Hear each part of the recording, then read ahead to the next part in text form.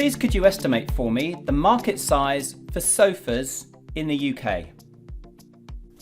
So can I just clarify whether that is just sofas for domestic use or whether that would be other businesses buying sofas such as hotels or other businesses?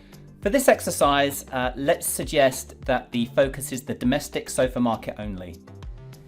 Would you just mind giving me a few moments to just make some notes and come to an answer?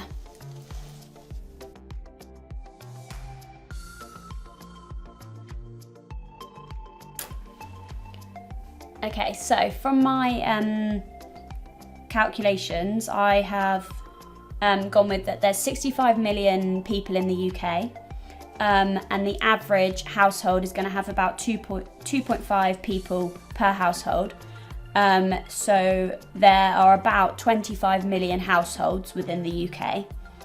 And I'm going to estimate that a household is going to buy a new sofa approximately every 10 years. So I'm going to account for the fact that lots of people live in rental accommodation that's furnished, so and landlords probably aren't going to be replacing sofas very often, so that's going to be a lot less than 10 years. And also the elderly are probably not going to be buying a sofa every 10 years, but obviously new houses and some probably more wealthy families are going to be buying sofas more than 10 years. So I'm going to do an average that households will buy a sofa every 10 years.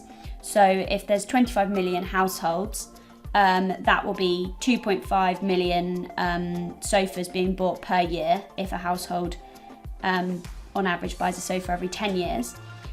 But then I'm going to think that 20% of the population probably buys second-hand sofas, seeing as sofas are a big financial purchase. So if 20% of sofas are bought second-hand on sites such as eBay, that means that 2 million households will be buying a sofa every year.